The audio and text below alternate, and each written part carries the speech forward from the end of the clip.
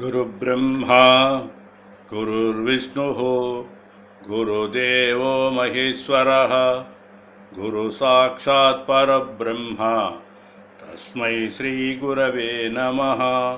हरिः ओं श्रीगुरुभ्यो नमः। हरिः ओं। సాక్షాత్తు దివ్యాత్మ స్వరూపులైన మీ అందరికీ ముందుగా నమస్కారం. మనం ఎక్కడున్నాడు దేవుడనేది 100వ ధారావాహిక చేసుకుంటూ ఉన్నాం. అసలు ఇన్ని అవుతాయని నేను అనుకోలేదు, మీరు అనుకోలేదు. ఏదైనా కూడా ఒక మహా అయితే ఒక 50 ఎపిసోడ్స్తో ఆపేస్తూ ఉంటాం. కానీ ఇది బంకలాగా సాగుతూ ఉన్నది. అసలు ఎప్పుడు అంతం అవుద్దో నాకే అర్థం కాల. మరి మీకు ఎలా ఉందో నాకు తెలియదు, కానీ నాకు మాత్రం చాలా ఆనందంగా ఉంది. చాలా విశ్లేషణ వస్తూ ఉంది. ఒక విషయాన్ని తెలుసుకోవాలంటే దాన్ని సమగ్రంగా ఆలోచించాలి. ఆలోచించినప్పుడే దానికి ఒక క్లారిటీ వస్తుంది. అందువల్ల దీనిని ఎప్పుడు ఆపుతానో తెలియదు. మరి మీకు ఆసక్తి ఉంటే పర్వాలేదు, లేని పక్షంలో అది మీ ఇష్టం. మధ్యలో ఆపటం అనేది అది నా చేతుల్లో లేదు, ఆ పరమేశ్వరుడి యొక్క ఆజ్ఞ. ఎందుకని అనేక మంది మహాత్ములు చెప్పినటువంటి విషయాలన్నీ కూడా చూస్తూ ఉంటే ఒకదానికొకటి జోడిస్తూ రావాల్సి వస్తుంది. ఒక్కొక్క విషయాన్ని మనం తెలుసుకోవాలంటే ఎంతోమంది అనేక రకాల కోణాలతో చెప్తుంటారు.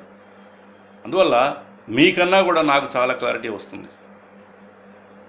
ఎందుకని ఎప్పుడు ఏదో గ్రంథం వినటం, చూడటం, చదవటం, ఏదో ఒకటి చర్చలో పాల్గొనటం, దీనివల్ల ఎక్కువ సమయాన్ని నేను కేటాయించాల్సి వస్తుందన్నమాట. నాకు ఒక ఆనందంగా ఉంది ఇది.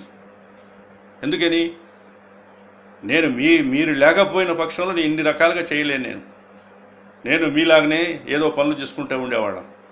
కానీ దీని మీద ఒక స్పష్టత మీరంతా వింటూ మెసేజ్ల ద్వారా, ఫోన్ల ద్వారా, వాట్సాప్ ద్వారా అసలు మీ యొక్క ఆనందాన్ని తెలియజేస్తూ కొత్త వాళ్ళు ఒకళ్ళొకళ్ళు జాయిన్ అవుతూ ఎక్కడెక్కడో తెలియట్లేదు.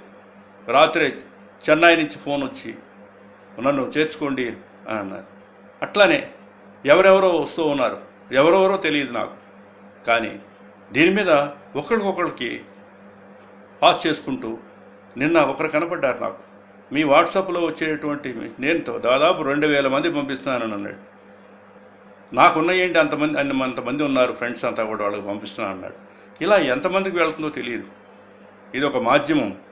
అందువల్ల దీనిని సాధించాలి మనం. దాని అంతమేదో చూడాలనే తపన ఎవరికి ఉంటుందో వాళ్ళకి ఒక క్లారిటీ వస్తుంది. ఏదో ఖాళీ సమయంలో దొరికినప్పుడు ఎప్పుడో ఒకసారి అట్లా వింటూ మాత్రం ఏమీ రాదు. ఎందుకని దాన్ని సమగ్రంగా మనం చెప్పుకుంటున్నాం కాబట్టి. మొట్టమొదటి నుంచి మనం చెప్పుకున్నటువంటి విషయాలన్నీ వింటూ ఉంటే జీవనకళ మనం చెప్పుకున్నాం. అసలు మరణం అంటే ఏంటి, అసలు మరణం, అన్ని మరణాలు చూస్తున్నాం. నేను మరణించేవాడిని ఒకరోజు. మరి నా మరణాన్ని నేను చూసుకోవాలి. అది ఎలా ఉంటుంది, అది ఎవరు చెప్పలేరు. అట్లాంటిది ఏదో భగవతి ఇచ్చితో ఒక చిన్న గ్రంథం రాయటం, దాన్ని విశ్లేషించడం జరిగింది. అది విన్న తర్వాతనే చాలామంది ఎంతో ఆనందంగా జాయిన్ అవుతూ ఉన్నారు. ఒకళ్ళిద్దరు వెళ్ళిపోతున్నారు, వెళ్లకుండా ఉంటల్లా. ఎందుకని ప్రాపంచిక సుఖాల మీద ఎక్కువ ఆనందం వాళ్ళకి. అసలు నేను ఎవరినో తెలుసుకోవాలని ప్రయత్నం చేస్తే కదా. ఎందుకు ఇది 100 ఎపిసోడ్లు చెప్పుకున్నాం మనం. 100 ఎపిసోడ్లు తెచ్చినా ఎక్కడున్నాడో దేవుడు ఇంకా రాలా, మనకి క్లారిటీ రాలా. దానికోసం ఇంకా తపన పడుతూ ఉన్నాం. ఎందుకని ఈ మాయా జగత్తు ఈ మాయలో కప్పుకొని ఉంది. ఈరోజు చెప్పుకుంటుంది అదే. ఆ మాయను ఎప్పుడైతే మనం దాటుతామో ఈ ప్రపంచంగా తెలియదు, పరమాత్మగా తెలుస్తుంది. దానికోసం మనం ఇంత లెక్క మనం చెప్పుకుంటూ ఉందన్నమాట. ఆధ్యాత్మిక రామాయణం అంటే యోగ రామాయణం, ఇట్లా రామాయణాలు చాలా ఉన్నాయి. అందుట్లో యోగ రామాయణంలో నిన్న ఒక గ్రంథం చూస్తే దాంట్లో ఒక చిన్న కథ కనపడింది. దాంట్లో రావణాసురుడు మనందరికీ తెలిసింది. ఆ హిస్టరీ అంతా కూడా రామాయణం. సీతని అనుభవించాలని దురుద్దేశంతో ఎన్నో రకాలైనటువంటి ఆలోచనలు చేశాడు. విఫలమైపోయాడు. చివరికి ఒక ఆలోచన కలిగి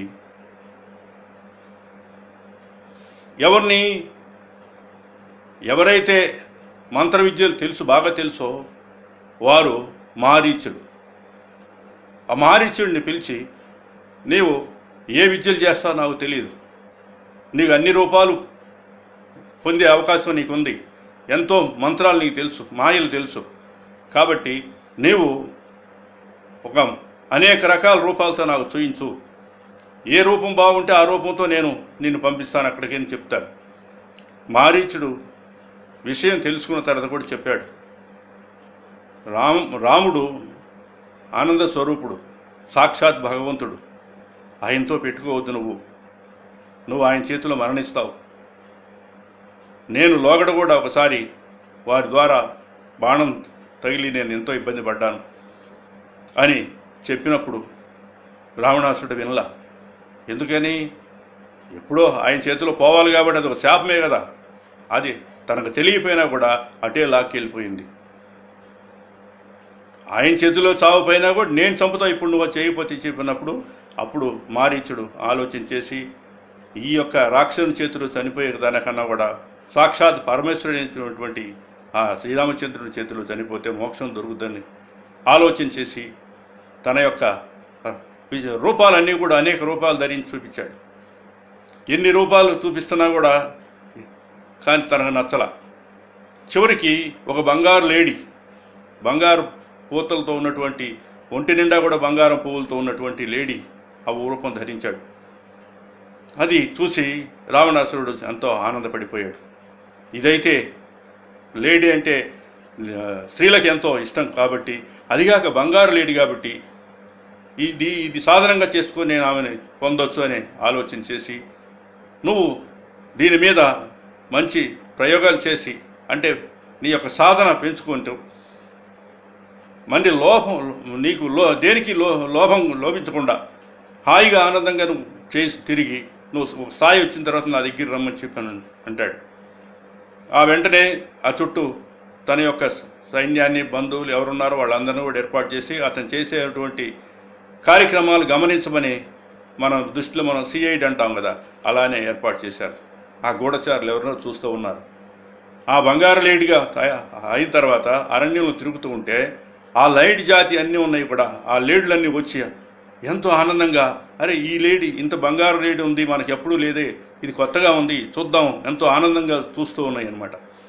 ఆ చూసేటప్పుడు తన రాక్షస బుద్ధి ఎక్కడ పోతుంది, వెంటనే వెళ్ళేసి ఆ లేడీలు మొత్తం కూడా తినేశాడు. ఆ విషయం రావణాసురుడికి తెలియజేశారు.